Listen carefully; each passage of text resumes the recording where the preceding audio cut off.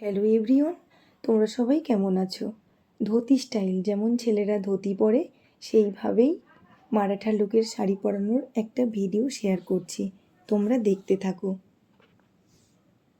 প্রথমে ডান দিকের আঁচল পোর্শনটা লং রাখতে হবে এবং বাম দিকের পোর্শনটা শর্ট রাখতে হবে।